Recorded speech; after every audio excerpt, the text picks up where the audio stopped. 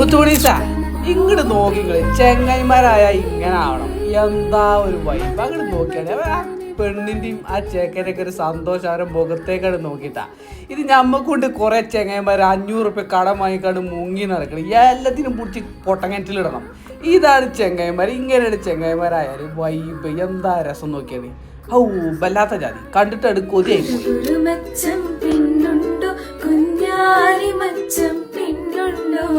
സാമസരക്ക പിന്നുണ്ടോ സർക്കാർ